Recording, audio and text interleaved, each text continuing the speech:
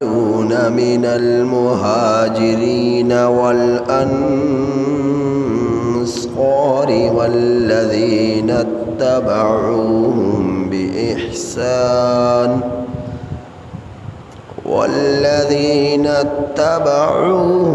بإحسان رضي الله عنهم ورضوا عنه وأعد لهم جنات تجري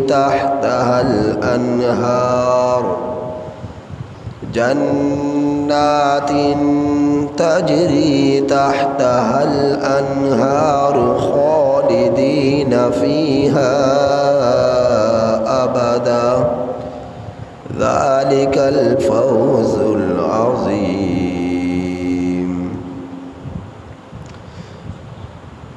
یہ سورہ توبہ کی آیت نمبر 100 آپ حضرات کے سامنے تلاوت ہوئی۔ یہ سورہ توبہ کی آیت نمبر 100 آپ کے سامنے تلاوت ہوئی۔ اس آیت کریمہ کا ترجمہ یہ ہے والسابقون الاولون، اور ایمان لانے میں سب سے پہل کرنے والے، اور ایمان لانے میں سبقت کرنے والے، اور ایمان والوں میں سب سے پہل کرنے والے من المہاجرین، مہاجرین میں سے، والانصار، اور انصار میں سے، والذین اتبعوہ، اور وہ لوگ جنہوں نے ان مہاجرین، ان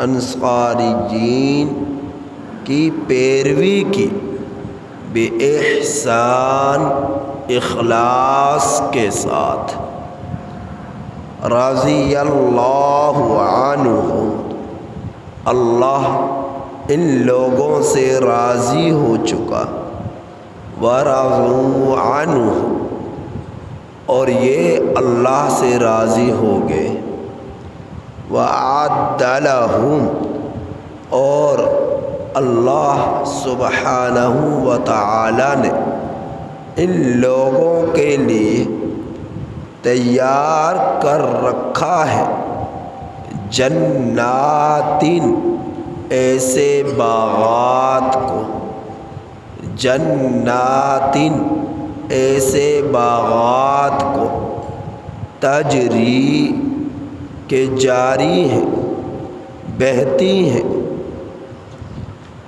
تحت حل، ان باغات کے نیچے، الانہار، نہریں، خالدین، ہمیشہ رہا کریں گے، فیہا ابدا، ہمیشہ ہمیشہ ان باغات میں، ذالک الفوز العظیم، یہ بڑی کامیابی ہے۔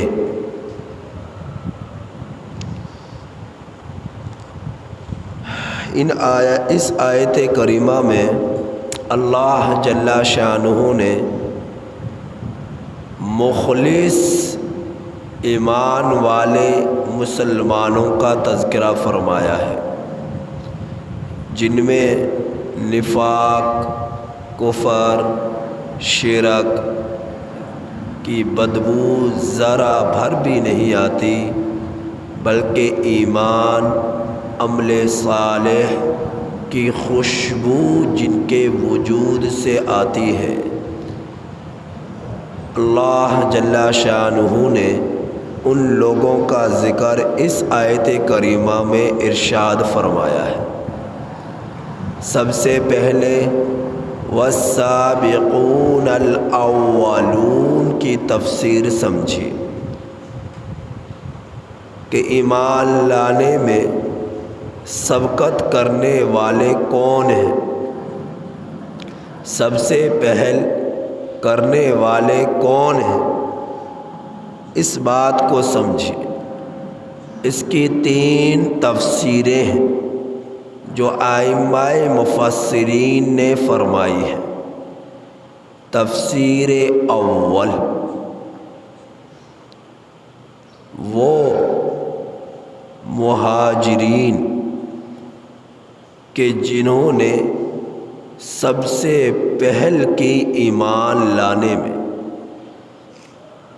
اور ان کو دیکھ کر باقی مہاجرین ایمان لائے۔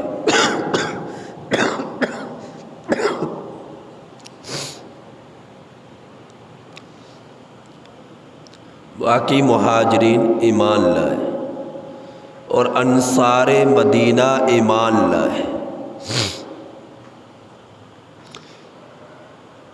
وہ انصار مدینہ جنہیں دیکھ کر باقی انصار مدینہ ایمان لائے۔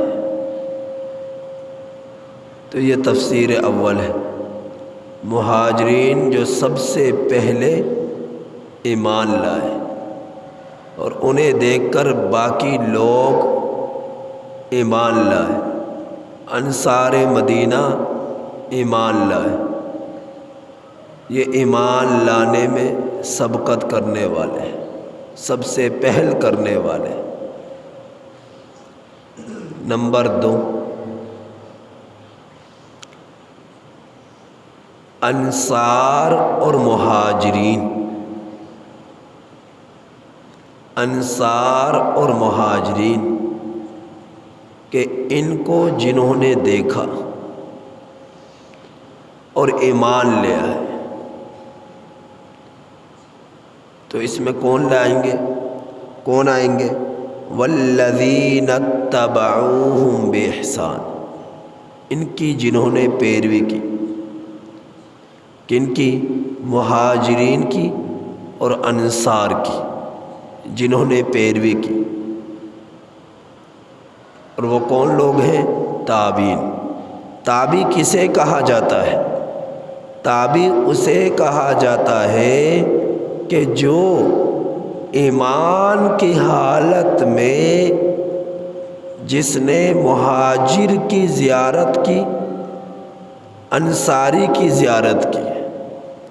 مہاجر وہ جو مکہ سے دین اسلام کی خاطر ہجرت کر کر مدینہ آ گئے، حبشہ چلے گئے، یمن چلے گئے، مدینہ المنورہ آئے، یہ تمام کے تمام مہاجرین تھے۔ انصاری وہ کہ جنہوں نے مہاجرین آپ صلی اللہ علیہ وسلم پر نہ ایمان لائے، ایمان بھی لائے، اور ایمان لانے کے بعد جو مہاجرین ہجرت کر کر مدینہ المنورہ تشریف لاتے رہے، ان کی خوب نصرت کرتے رہے، ان کی مدد کرتے رہے، ان کی معاونت کرتے رہے، ان کو اپنے گھر دیے، اپنی زمینیں دی، اپنے باغات دیے۔ جن کی 1 سے زائد بیویاں تھیں انہیں طلاق دے کر ان سے نکاح کرایا۔ تو یہ انصار مدینہ۔ تو انصار اور مہاجرین کی جنہوں نے پیروی کی، اتباع کی ایمان کی حالت میں، اسے تابعی کہا جاتا ہے۔ اور تابعی کی جس نے پیروی کی ایمان کی حالت میں عمل صالح کے ساتھ، اسے تبع تابعین کہا جاتا ہے۔ تو اس اعتبار سے مہاجرین اور انصار کی جن لوگوں نے پیروی کی، ان پیروی کرنے والوں کا ذکر ہوا۔ یہ دوسری تفسیر ہے۔ تیسری تفسیر، وہ لوگ کہ جنہوں نے مہاجرین اور انصار کی پیروی کی، یعنی تابعین، اور پھر جنہوں نے تبع تابعین کی پیروی کی، یعنی بعد میں آنے تابعی کی پیروی کی یعنی تبع تابعین، اور پھر جنہوں نے تبع تابعین کی پیروی کی یعنی قیامت تک آنے والے تمام کے تمام انسان، جنہوں نے تبع تابعین کی پیروی کی یعنی قیامت تک آنے والے تمام کے تمام مسلمان، ایمان اور عمل صالح کے ساتھ، ایمان اور عمل صالح کے ساتھ جنہوں نے ان حضرات کی پیروی کی، کن کی؟ صحابہ کی، تابعی کی، تبع تابعین کی، ان سب کی جنہوں نے پیروی کی۔ یقیناً تابعی نے وہ کیا جو صحابہ نے کیا، صحابہ نے وہ کیا جو نبی کریم صلی اللہ علیہ وسلم نے کیا، اور تابعی نے وہ کیا جو صحابہ نے کیا، اور تبع تابعین نے وہ کیا جو تابعین نے کیا۔ تو گویا کہ یہ سب کے سب نبی کریم صلی اللہ علیہ وسلم کی پیروی کرنے والے تھے۔ اب قیامت تک آنے والے تمام انسانوں میں جو بھی ان احباب کی، ان حضرات کی پیروی کرے گا، کن کی؟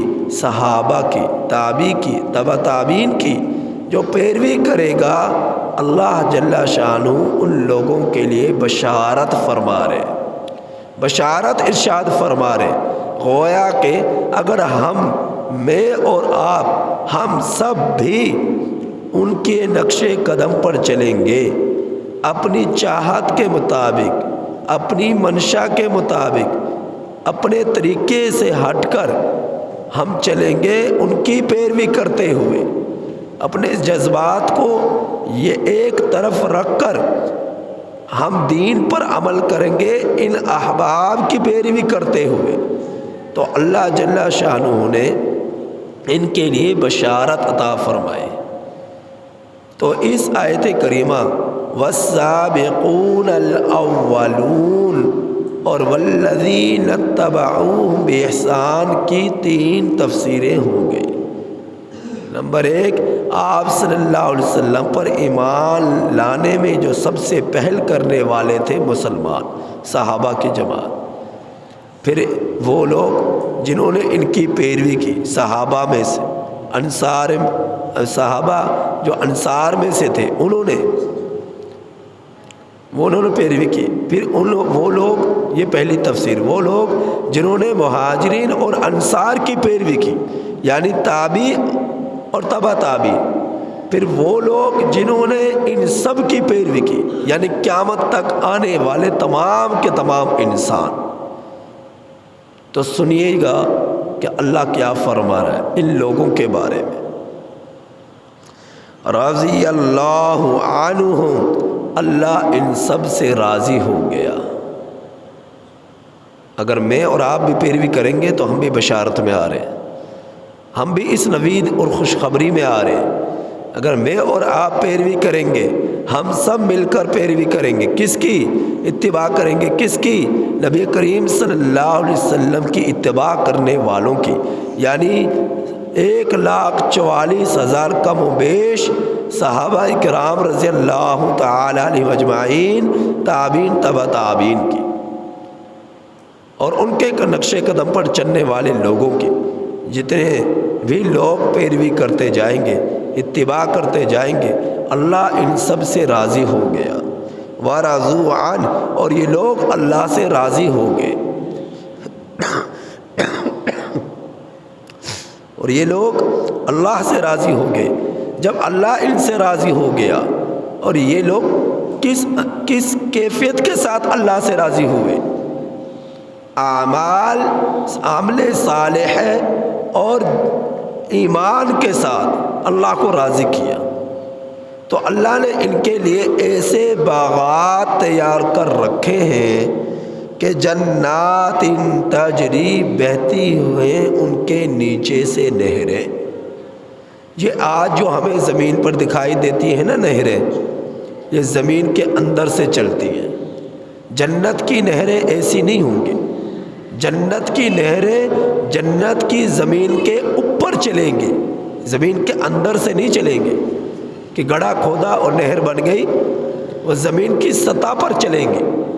اور جب جس جنتی کے وہ دل چاہے گا نا، اور ہاں ان نہروں کے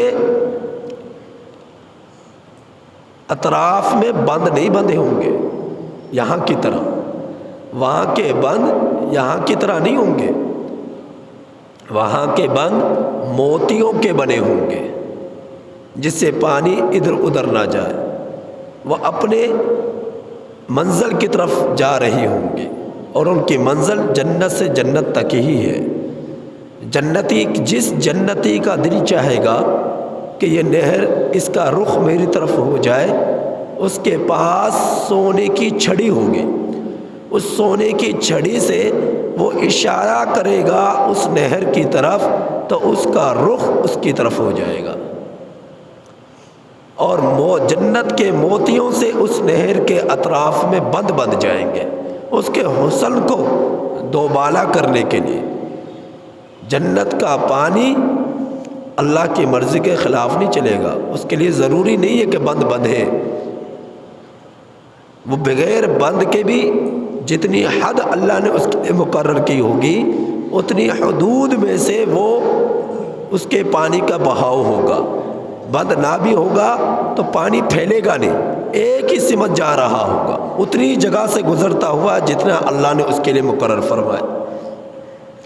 اس کے حسن میں اضافہ کرنے کے لیے اللہ جل شانہ موتیوں کے بند باندھیں گے جو اس کے حسن میں اضافہ کر رہے ہوں گے۔